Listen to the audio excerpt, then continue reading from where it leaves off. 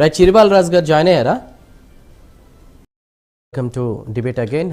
Yes Madhavareddy garu, చాలా రాజకీయ పార్టీలు ఈ రోజుల్లో అంటే చాలా విద్వేషాలు రెచ్చగొట్టే విధంగా కూడా యువతకి సంబంధించి కూడా భావోద్వేగాలను రెచ్చగొడుతున్న ఈ టైంలో పవన్ ఈరోజు చేసినటువంటి స్పీచ్ నిజంగా అంటే ఒక బాధ్యతాయుత ప్రవర్తన గురించి కూడా ఆయన మాట్లాడారు. బట్ ఇక్కడ పవన్ విషయానికి వస్తే ఇందాక కృష్ణాంజనేయులు గారు అన్నారు ఆయన రైట్ టు లెఫ్ట్ మారారు, లేదా అటు చేగుబేరా నుంచి సనాతని అయ్యారు. ఇప్పుడు చాలా ఒకప్పుడు మాటలు ఒకలా ఉన్నాయి, ఇప్పుడు ఒకలా ఉన్నాయి.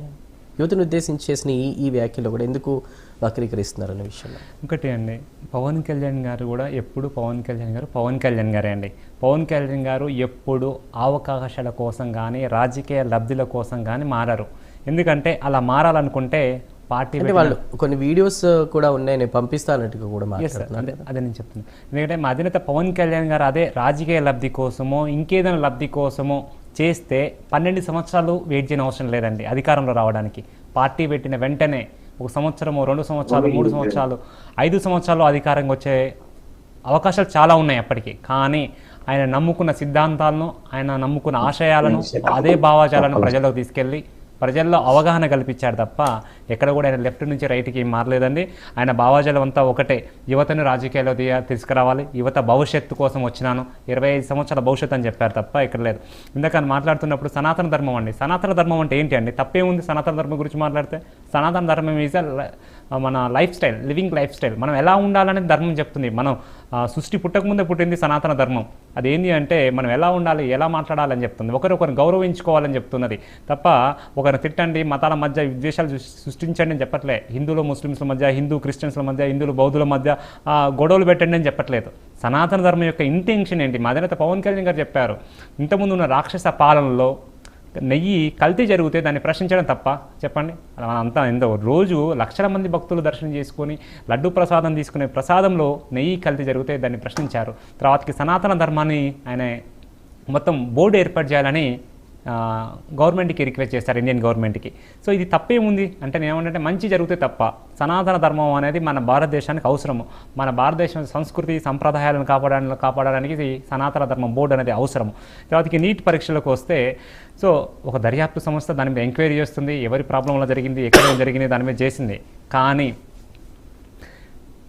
నేనేమంటే నా ఇంటెన్షన్ ఏంటంటే దర్యాప్తు జరిగింది, ఆ మినిస్టర్ని ఇది చేశారు, అన్ని బాగున్నాయి. కానీ ఏ మినిస్టర్ కానీ ఏ గవర్నమెంట్ కానీ ఒక అధికారిని నువ్వు లీక్ చేయి పేపరు, నువ్వు చేయి మేము చూసుకుంటామని ఈ విధంగా ఎవరు చెప్పరు. అది అన్ఎక్స్పెక్టెడ్గా జరిగింది, జరగడం చాలా బాధాకరం.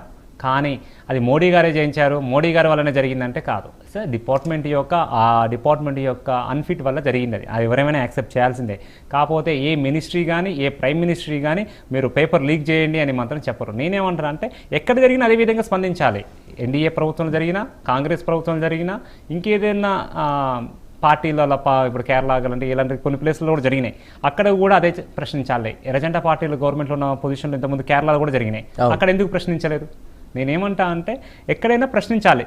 విద్యార్థులందరూ ఎవరిదైనా భవిష్యత్తువే, తెలంగాణ వాళ్ళదైనా, కేరళ వాళ్ళదైనా, ఢిల్లీ వాళ్ళదైనా, ఎవరిదైనా భవిష్యత్తు, పిల్లల విద్యార్థుల భవిష్యత్తు. కానీ ఎందుకు ప్రశ్నించట్లేదు? ఈక్వాలిటీ ఉండాలి. ఎక్కడైనా కూడా చట్టంతో ఒకేలాగా ఉండాలి, ఒకే విధంగా ప్రశ్నించాలి. మా అధినేత పవన్ కళ్యాణ్ గారు ఇప్పటికీ దాదాపు 2.5-3 సంవత్సరాల కింద అధికారంలోకి వచ్చి డిప్యూటీ సీఎంగా పదవి తీసుకొని అభివృద్ధి చూడండి, వాటిని మీరు ఇది చేయండి. ఎందుకంటే మనం కాకినాడలో చూడండి, పిఠాపురంలో అభివృద్ధి చూడండి. పిఠాపురంలో వెళ్ళి ఏ చిన్న పిల్లవాళ్ళని కూడా అభివృద్ధి ఏ విధంగా జరుగుతుంది అని చెప్తున్నారు కదా. 80 సంవత్సరాల జరిగిన అభివృద్ధి ఇప్పుడు జరుగుతుంది. సో మీరు అలాంటి మంచి వాటిని ఇచ్చేయండి. అనవసరంగా పవన్ కళ్యాణ్ గారిని ఊసర వెళ్ళి అనడము అది కాదు. ఆయన చేసిన అభివృద్ధికి మీరు తోడ్పడండి, ఆ అభివృద్ధిలో మీరు కూడా పాల్పంచుకోండి. ఆయన చేస్తున్న మంచి మాటలు మీరు కూడా పెద్దవాళ్ళుగా మీరు కూడా అందరికీ దాన్ని తెలియజేయండి. ఎందుకంటే మంచి జరిగినప్పుడు మంచి జరిగింది అనాలి, జరగనప్పుడు జరగలేదు అనాలి. ఏ పార్టీలైనా పర్లేదు. ముందు మనకేంటంటే ఎండ్ పాయింట్ పార్టీలు ఇంపార్టెంట్ కాదు, మనకు ప్రజలకు లబ్ధి జరగాలి, ప్రజలు బాగుండాలి, మౌలిక సదుపాయాలు, రోడ్లు, వాటర్, డ్రైనేజ్ సిస్టమ్ ఉండాలి. మీరు చూడండి వాటర్లో ఎంత డెవలప్మెంట్ వచ్చింది. డ్రైనేజ్ సిస్టమ్ చూడండి, ఇంకుడు గుంతలతోని వాటర్ని ఏ విధంగా చేశారు, భూగర్భ జలాలను. అదే చూసుకుంటే పొల్యూషన్ కంట్రోల్, అటవీ శాఖ చూడండి. పవన్ కళ్యాణ్ గారు తీసుకున్న డిపార్ట్మెంట్లకు అసలుకు ఎంత మంచి డెవలప్మెంట్ జరిగింది. ఆ డిపార్ట్మెంట్లకు ఒక మంచి ఉన్నతమైన పేరు వచ్చింది. అటవీ శాఖలో చూడండి, పక్క రాష్ట్రంలో ఉన్న కాంగ్రెస్ గవర్నమెంట్లో ఉన్నా కూడా ఆ రాష్ట్రంతో మంచి సత్సంబంధాలు ఏర్పరచుకొని నాకు రాజకీయాల పార్టీలు కాదు, నాకేంది రాష్ట్ర అభివృద్ధి అని చెప్పి అక్కడి నుంచి ఏనుగులు తీసుకొచ్చే ప్రయత్నం చేశారు, వెళ్ళారు, వాళ్ళతో మాట్లాడారు. అంటే అదే అని కనుక పార్టీల మధ్యలో నేను కాంగ్రెస్ పార్టీతో ఎందుకు మాట్లాడాలి అన్న అది ఉంటే నేను ఎందుకు వెళ్ళేవారు? సరే intention is the Pawan Kalyan intention clear, left కాదు రైట్ కాదు మిడిల్. సో సమస్యకు పరిష్కారం కావాలి, ప్రజలు అందరూ బాగుండాలి, అందులోనూ మన తెలుగు రాష్ట్ర ప్రజలు బాగుండాలన్నదే అధినేత పవన్ కళ్యాణ్ గారి ఇంటెన్షన్. ప్రతి ఒక్క భారతీయుడు కంపల్సరీ దేశభక్తి కలిగి ఉండాలి, మన భరతమాతను మన జాతీయ జెండాను గౌరవించాలి. అంతేకాకుండా విద్యార్థుల మధ్యలో కానీ రాజకీయ వ్యక్తుల మధ్యలో కానీ ఈ విధ్వంసాలు సృష్టించొద్దు కావాలని. అది న్యాచురల్గా జరిగినవి ఉంటే ఫైన్, అది జరుగుతాయి, మనం ఎవరూ కొన్నిటిని ఆపలేము. కానీ వాంటెడ్లీ విధ్వంసాలు సృష్టించొద్దు, యువత ఖరాబ్ అయిపోతుంది. కొంతమంది ప్రేరేపిత వ్యక్తుల వల్ల యువత ఖరాబ్ అవుతుంది. ఆ